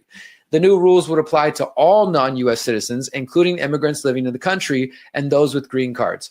So not yet for U.S. citizens, but for everybody else. And how long do you think it'll take before it goes to the U.S. citizens? While the rule was first floated in 2021, the changes are part of a wider effort by the Trump administration to tighten border controls and prevent illegal immigration using the new technology. Like I was just telling you guys, the illegal immigration is the whole excuse for why this is all going to expand. Now, look, let me show you for those who are watching on screen. See how the Border Patrol agent right there, this is, of course, this is a foreigner. So again, this won't apply to you anymore, I guess. But Americans, when you come up to Border Patrol and you're checking in and they ask you to look into this camera, sometimes it looks like little goggles. You can say no to that for now. And we need more of you to say no to that as long as you can. Step to the side. Don't step in front of it. Don't let them take a picture of you. Say, no, thank you. Here's my passport. It's legal. You're fine to do it. Foreigners, I'm sorry, but as of now and could be going into full effect December 26, 2025, you're not going to have an option. The new measures, which, as I said, will go into effect at the end of December, would allow border authorities to photograph non-citizens at any point of departure from the country. Other biometric data will also be collected. While the Border Patrol already asked visitors, immigrants with visa and green cards, and some U.S. citizens to have their photo and fingerprints taken, and the TSA does use facial recognition to verify travel documents at some airports, which is also optional, by the way. You can say no to the TSA facial recognition. No, thank you. Step to the side, hand in your passport. Requiring this data on every exit will be new. So they've been testing it out the last couple years, and now it's mandatory for foreigners and visa holders and green card holders. Border Patrol would also be given permission to use facial recognition technology for children under 14 and those over 79, which are currently exempt. So even for your kids, if they want to scan your kids' faces, they can use it. The Trump administration said that having a fully integrated entry-exit system like this would make it easier for DHS to track immigrants who overstay their visas and who are seeking to circumvent immigration laws in other ways. Border Patrol acknowledged that the difficulties in rolling out the system without dedicated secure exit lanes at ports, but said that the improvements in facial recognition technology now allow this to be addressed. Border Patrol will create a gallery of images associated with individuals, including photos taken by border agents and from passports and other travel documents. These will then be compared directly with live photos taken at entry and exit points. So they're going to have your very own profile on Border Patrol where they got all your photos, and they're going to take a new photo of you and they're going to compare them together and say, yep, you look like the same person. So in its filing, the Border Patrol, their specific word said, implementing an integrated biometric entry-exit system that compares biometric data of aliens collected upon arrival with biometric data collected upon departure helps address the national security concerns arising from terrorism, fraudulent use of travel documents, aliens remaining in the U.S. beyond their period of stay, or are present in the U.S. without being admitted or paroled, as well as incorrect or incomplete biographic data for travelers. They're saying this is going to be fully rolled out within 3 to 5 years, and the public comment period is expected to open on October 27th, today. So think about that. They announced that it's going to happen, and then there's supposed to be a public comment period. Whether that makes a difference, I don't know. But if you want to go find the public comment period on the Federal Register, go ahead. Maybe it'll make a difference. I highly doubt it, unfortunately, but that's another important one. And this is just what I've been telling you is coming. Trump said himself, we will have biometric entry-exit system by air, by land, and by sea. And it's starting with foreigners first, guys. And they said it's going to be rolled out over the next couple of years. It's going to be implemented fully by December 26, 2025, but it's going to take a couple of years for it to go everywhere in every port and airport and things of that sort. But it's coming, my friends, and you can guarantee it's coming for U.S. citizens not far behind it. That means you need to make a choice. Will you continue to fly in these situations? Are you going to continue to fly even though it might mean handing over your face print and your biometric data? I know there's a lot of people in the EU that are starting to have these conversations and ask themselves that. And I have friends here in the US who are traveling back and forth who are also trying to figure that out. And that's something we need to consider. It's up to you to decide. I can't tell you whether that's the right move to do. I wouldn't do it. So you need to build yourself a life that's not dependent on their systems as much as possible. And you need to start right now. This is why exit and build is so important. This is why taking the 10-week challenge over at Civil is important, or downloading my book for free at theconsciousresistance.com/how-to and learning the exit and build strategy, or watching one of my dozens and dozens of presentations on these ideas so you can exit from these systems before it's too late. That our friends over at Above Phone, Take Back Our Tech, my buddy Hakeem Anwar, they have just released what I think is honestly one of the best reports I've ever seen, especially for the fact that it's all free information. Life Under Digital ID, a global analysis with solutions. This is an entire report based on all of the existing digital ID programs across the world. So this is not just US based. This is not just UK based, not Mexico. This is all over the world. And you can find out, I mean, it's pretty definitive. He did like a giant report, and I told him it's really good. It's also way too much and way too, a little bit maybe too tech savvy, tech focused for most people. So they're now offering it. They've trimmed it down. They've made it, I think, really perfect. It tells you where they're being rolled out, where they will be mandatory, what's life like under digital ID, how much time you have, and what you can do about it. All you got to do is just sign up for their email list right here. I will put this in the show notes, or you can just go to abovephone.com/digital-ID, abovephone.com/digital-ID. And I'll put that in the show notes over at theconsciousresistance.com. So that's worth checking out. For our final story, my friends, we are going to pick up a thread that I've been researching for a couple of years. As I mentioned earlier in the show, I went to the No Kings protest in Houston as a journalist, not necessarily there as a protester. I didn't have signs in my hands. I didn't march or anything. I just had my camera, had my microphones, and I asked some questions.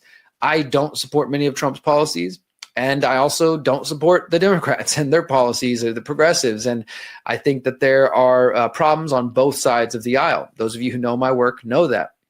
But what I hate more than anything are lies and misrepresentations of the truth. And unfortunately, that's what I see happening a lot from both left and right. But right now, it's mainly happening from the Trump supporters.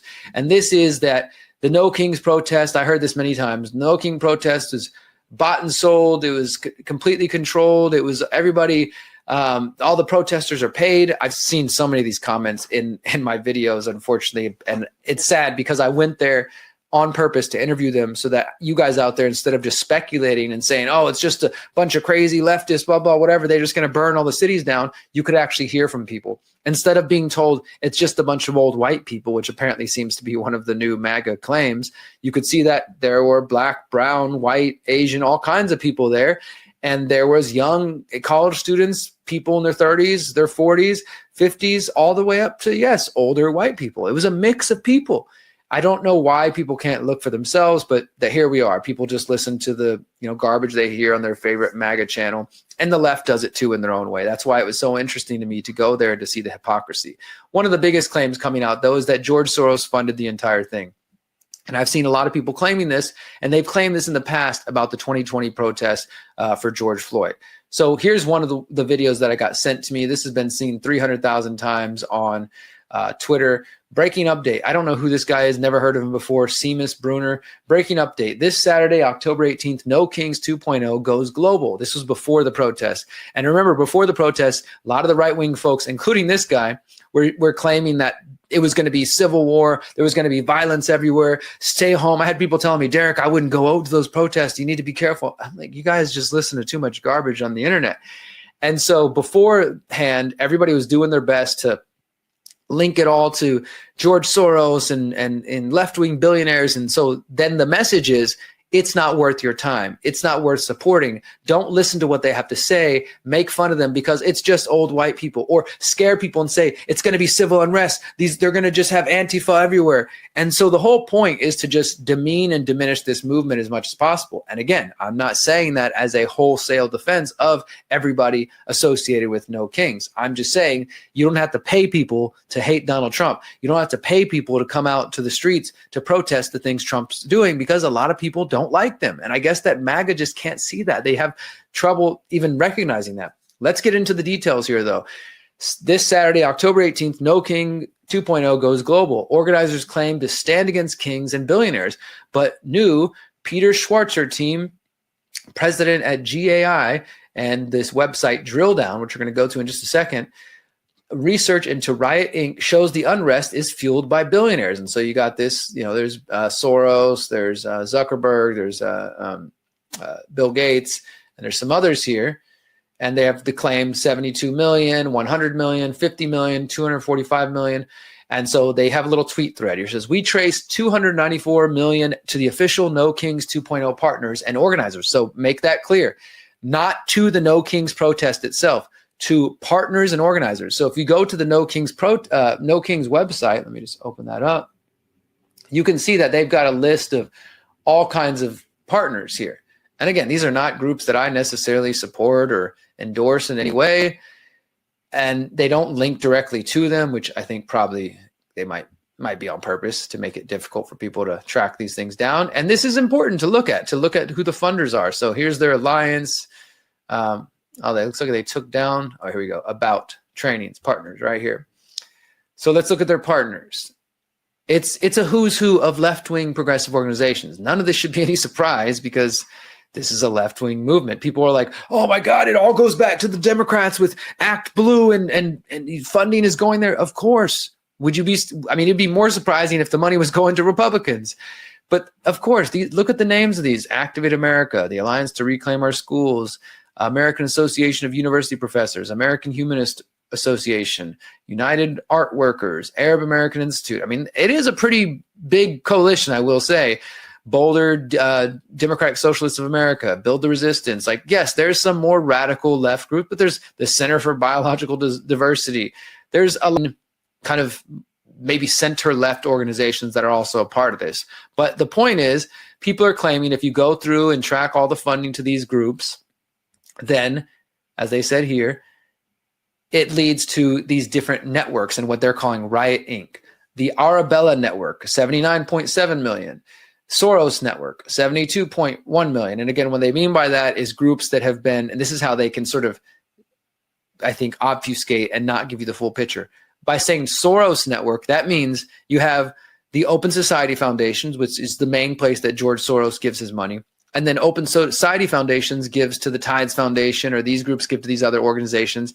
And then maybe as you filter down, some of that money makes its way to groups that are partnered on the No Kings protests. But for anybody who's ever actually been involved with protest movements, you're always looking for partners. So if you can find somebody who's aligned with you, you're going to put their logo on your website. You got Refuse Fascism, which definitely are more left-leaning and radical. You got all these different groups, right? Some of them may have received money from a group that received money from George Soros. That doesn't mean that the No Kings protest did. That just means that they have them listed on their partners. Now, what we would really need is to understand, what does partner mean? Does partner just mean, hey, we're aligned with this movement, and so we're going to promote it on our social media? I guarantee you that's literally all it means for some of them. Does partnered mean, okay, the money that we receive, we're going to pass on to you? I don't think that's necessarily guaranteed. And that's where it can get confusing, where people are seeing these big numbers, 79 million, 72 million from the Soros network, and they think that means that money went to the No Kings protest. No, it went to different groups, which gave to different groups, which may be partnered with this No Kings protest. What does it actually mean to be partnered? We don't have those details. And this tweet right here with these stupid, this fucking little spreadsheet thing. I've seen this thing shared to so many places, screenshotted. People just pop this out like, look, see, Derrick, look, total funds sent to No Kings, 2 partners. There's literally no source there. There's not a link. There's not a link to any documentation. I mean, then there's plenty of websites. Like you can go to open source, Charity Watch. You can go to, there's all kinds of websites to look at dark money groups like this. I use them all the time. I can't think of them off the top of my head right now. But there are many websites where you can go search Charity Navigator, Charity Watch, Source Watch, different things like this, and you can find out the funding of these places. They didn't link to any of that. They literally just calculated it together. So it's pretty much just saying, trust me, bro, we did the research. And I know it's Twitter, so maybe they're trying to make it simple. But as I'll show you, they never link you to where these numbers allegedly come from. So they start with George Soros. Soros's Open Society directly contributed 72 million plus to official No Kings 2.0 organizers and partners. Again, partners. There's no clear indication on what that money went towards. You can donate money. Typically, like if you donate to a nonprofit, you don't just give it at like empty, like here's $70 million, here's $1 million, do whatever you want with it. You have to give it for very specific purposes, because despite what people think, there are rules and regulations around how this money is given. That doesn't mean it can't be abused or they can't lie. Obviously, that can happen. But I'm just trying to help you guys understand the nuance that there are rules and regulations around how a billionaire with a nonprofit like the Gates Foundations or Open Society can give to a organization. They can't just wholesale emptily hand that to them with no strings attached. There are strings attached and how that can be used.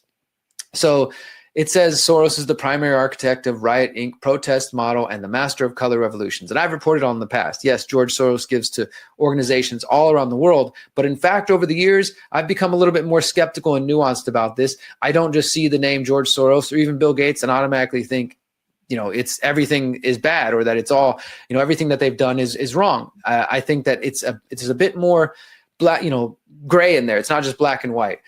Zuckerberg, again, Zuck's orgs funneled $50 million into Riot Inc. dark money network through Arabella and Tides Link foundations. His money helps underwrite the same protest infrastructure now powering 2.0, Kings 2.0.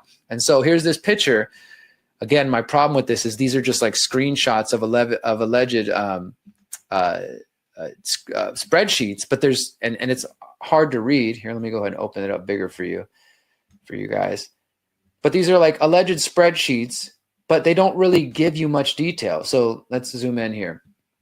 We got 2023 Chan Zuckerberg Foundation, and they got the EIN numbers. That's at least a little more than before. Recipient, Rockefeller Philanthropy Advisors. Purpose, for the developing of a framework for practitioners, facilitating design. So again, here, now they're actually at least getting into the details. Like I said, you can't just give millions of dollars. There typically are there's stipulations on what the money can go to and how it can be used. And at least in this case, they're providing a little more detail.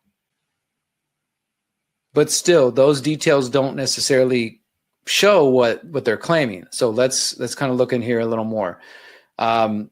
So yes, they're true that the Zuckerberg Foundation has given to the Tide Center, the Rockefeller Philanthropy Advisors Incorporated, Tide Center New Venture Fund, and you can look at what those things are supposed to go towards. Like in this case, again, support Bay Area homeless prevention pilot. What does that have to do with No Kings? Are they trying to tell me that because the Zuckerberg gave $2.4 million to Tides to support Bay Area homeless prevention pilot, that somehow has to do with No Kings? No, it doesn't. They have no evidence of that. What about when the Zuckerberg Initiative Foundation gave to New Venture Fund, and it's for Student Experience Research Network, and they gave $1 million to the Arabella, that's Arabella Network? What does that mean? That doesn't have anything to do with No Kings, but you see what they do here is they just add the whole thing up and boom, you get $51 million. And then you can go to Twitter and say, Zuckerberg has sent more than $50 million into the Riot Inc. dark money network through Arabella and Tides Link foundations. They literally have nothing to do with No Kings. That just means that those groups are listed as partners on the No Kings protest website. But that doesn't mean that that 50 million went to the No Kings protest. And then it goes on. They got a Swiss donor here. I mean, I think you guys are starting to get to the point. They, at least again, under the Bill Gates one, they do provide some more spreadsheets, but I mean, I'm pretty sure we can go to these spreadsheets. This is for the Zuckerbergs again. They got Tide Center for support Bay Area homeless prevention, for community justice exchange, for trans justice funding. I don't know what that has to do with No Kings, but people are acting like it does. And billionaire Bill Gates pumped $100 million into the same Arabella Tides Forward infrastructure funding this weekend's global protests. Okay, so Bill Gates gave $2.345 million to the Tide Center for K through 12 education. What the fuck does that have to do with No Kings? It has nothing to do with it. They gave $600,000 for post-secondary education. So they're literally taking donations to these organizations which have nothing to do with protest movements, and claiming that it somehow has to do with No Kings simply because some of the groups that receive the money are listed as partners under No Kings. Now, you could come up with a theory if you got evidence, or you could just make shit up like you do on a lot of people do on the internet and say, no, Derrick, that's a lie. It didn't really go to K through 12 education. That 2.3 million went to the pockets of the founders of the No Kings movement. But to do that, you'd have to provide evidence. But I guess in the age we live in, even if you don't have evidence, people will believe you. And so Bill Gates, and they go on, Mark Benoff. And again, these aren't people I support or endorse, but their point here, what they're trying to get across is obviously No Kings is not a grassroots movement. Where to go? Obviously, No Kings 2.0 is not a grassroots movement. This level of coordination requires serious funds. The protesters should just own it. Instead, they hold up anti-billionaire signs funded by billionaires. Are they being dishonest or ignorant? And so they try to just downplay and dismiss and diminish the entire movement. Here's another one. Anna Paulina Luna, who's this freaking this representative who so many people kind of have a crush on because she went on Joe Rogan and talked about UFOs and is mildly attractive, and she's in. I'm pretty sure the intelligence agencies engineered her, honestly, like put her in this position because she's intelligent, she's MAGA, she's attractive, and she's a useful propaganda tool. Anna Paulina Luna highlights Soros' alleged No Kings protest involvement. This is from the Floridian Independent Press, and they link to this tweet from her, which is basically the same thing. The No Kings protest was completely organic. Don't let anyone tell you otherwise. And they have this whole spreadsheet here. Let me open this spreadsheet up. I've double checked this. This spreadsheet is literally the same information at the other place. So a Jewish Voice for Peace Incorporated received $300,000 from Rockefeller, Tides 200,000. And so they have all the spreadsheet numbers and they add it up at the bottom and it says 294 million. And what does that turn into? Then the MAGA says the No Kings protest has received $294 million, which isn't true. It went to different groups who are partners with them. And as I said earlier, being a partner doesn't guarantee that they had anything to do with the organizing. It doesn't mean that any of the people on the ground received money, or anything like that. I mean, look at the groups that they're highlighting. These are groups that probably, in some cases, MAGA would support. Like, for example, Food and Water Watch. Do you know who that is? They received $200,000 from Rockefeller. Okay. that has nothing to do with No Kings, but Food and Water Watch is one of the plaintiffs on the fluoride lawsuit, the people who've been suing the EPA to reveal the dangers of fluoride and how it's damaging children's health. And they want us to be mad about that. They want us to think that, for one, that's a bad thing, that they receive some money that's going to something good. Again, that back with the nuance, not everything the Rockefellers have ever done is criminal or bad. Doesn't mean I support them and their eugenics agenda, but this is just, it's just garbage. And so people see this kind of stuff coming from this representative, and thankfully some people are pushing back. Look, somebody said this, like, they put a little picture of, oh, yeah, remember this? Miriam Adelson gives $100 million to Trump campaign, making good on reported pledge. Yep. And remember, Trump was recently praising Miriam Adelson. And this is not anything new, guys. I talked about this, like I said, in 2020. What I'm doing right now is basically a part 2 of this video. I did this video in June 2020. Is George Soros more than a boogeyman? And I looked at the same thing, claims that George Soros is funding the protests for George Floyd, Breonna Taylor, Rayshard Brooks. And I went through dozens of links in this one, and I think this one is worth watching as well for people who buy this whole idea. Yes, it's true that George Soros does try to destabilize governments and has some of the groups he's funded have been involved in major protests. But George Soros has become this boogeyman, this punching bag for everything that the right hates. And it's lazy. I think it's just lazy, guys. I mean, it allows people, as I was saying earlier, to just say, oh, that's just a bunch of old white people. Oh, it's just going to be dangerous. It's going to be violent. Oh, they're funded by billionaires. And get people to not pay attention to the actual causes. Now, I went to the website that guy was promoting, the drill down with Peter Schweitzer, Riot Inc., the hidden networks fueling the unrest. And I started to look into this stuff, guys, and maybe some of you guys follow them. I've never heard of them until somebody sent me this. The control oligarchs are funding the fury. Bruner talks donor networks bankrolling unrest across the country. I don't see unrest happening. I see people resisting ICE. And these people also, like I said, they sure did hype it up like there was going to be riots in the street during this No Kings protest. They've got, here you go, if you go to their browser, Dark Money Inc., No Kings, Riot, you can go to these links and you can see what they've claimed. It's basically the same thing that they claimed. Here's the link that they claimed on Twitter there, that these billionaires are, they there it is. They show the screenshot of the spreadsheet, and they've got these numbers here, 79.7 million, 72 million. But you notice they don't link to anything. It's just the Twitter thread again. And the Twitter thread really didn't go anywhere. I mean, they had screenshots of spreadsheets. But if this was a real investigation, then put the spreadsheet publicly. Link to the websites where you found because I mean, even if we go with their narrative, which requires just trusting their numbers, they haven't shown their homework. They have no evidence or no link to any of the stuff that they're claiming. So I'm going to give them a failing grade.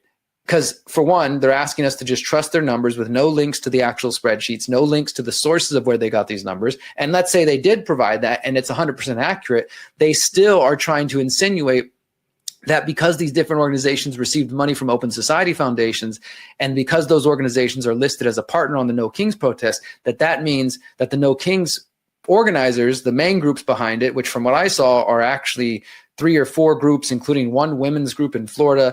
Not to say they've never received money from shady people, but it's not this dark money network that they're making it seem. The average protester I talked to in Houston is just a pissed off person. There was old liberals that were in their 70s. There was old, liberals in their 50s. There was younger people in their mid 20s. I mean, there was a mix of people. Just look at my interviews and you can see the diversity, and you can see people walking in the background and see the diversity of people, right? Those people were not paid by George Soros to be there. They don't have to be paid to go protest Donald Trump any day of the week.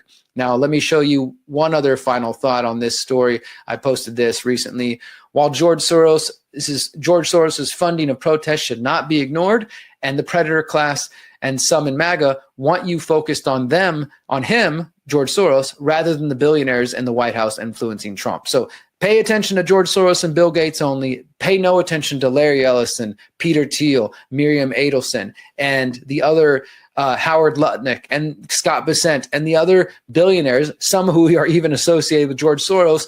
Pay no attention to the former WEF members and young global leaders and members of the Bilderberg Group and the Trilateral Commission who were in the White House with Trump. Only pay attention to George Soros and Bill Gates. How about we pay attention to all of them? This isn't about support the left-wing billionaires versus, being against the right-wing billionaires. How about we just call it all out, right? And don't play into that false left-right paradigm, that false dichotomy, my friends, because that is the real answer. That's the real answer that's going to lead us to Liberation 2030, which is what I'm after.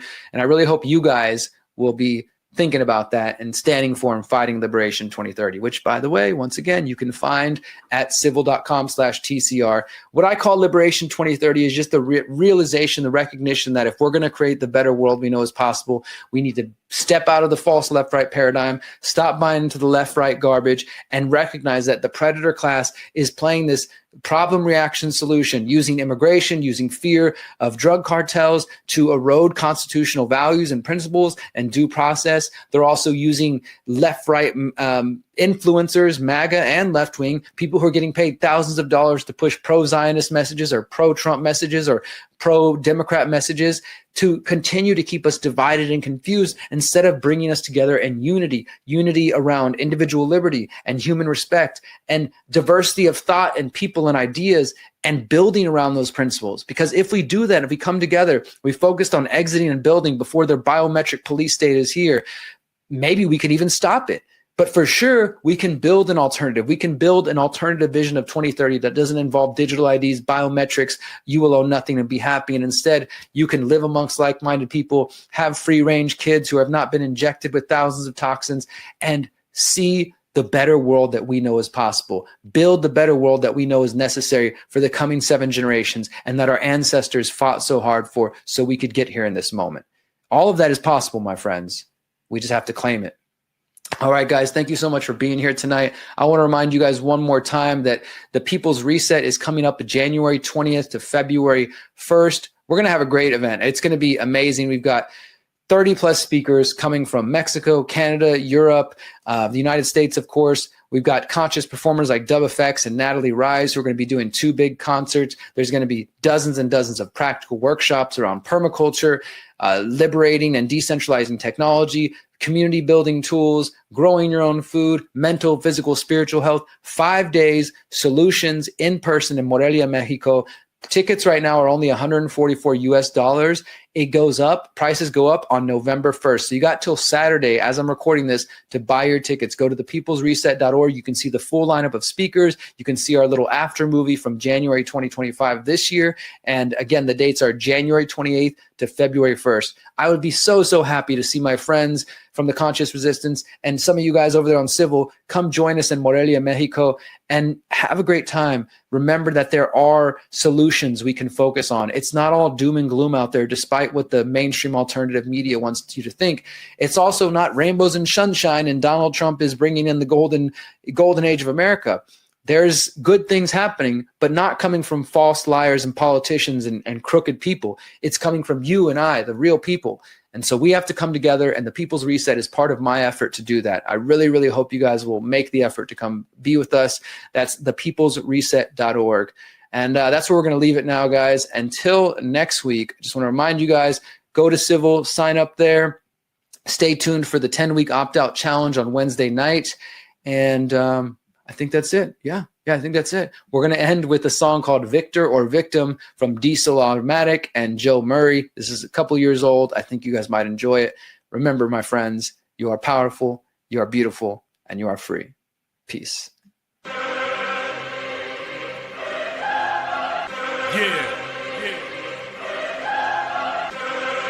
You know what we do. Get big. Time to hit them with the realness. The victim's mentality is an illness. Gotta see the bigger picture. Responsibility transforms a victim to a victor. The choice is yours, so pick one, victor or a victim. The choice is yours, so pick one, victor or a victim. You can't be both. Gotta see the bigger picture. Responsibility transforms a victim to a victor. Yo, we fight each other instead of fighting against the system. Cause politicians and cowards in powerful positions are on a mission to conquer us, so they cause division based on race, religion, gender, and the way we live. Liberals hate you if you stay true to your own opinions. They make words illegal, hurt their feelings, go to prison. Man, they tripping, they argue about who's the biggest victim. They're literal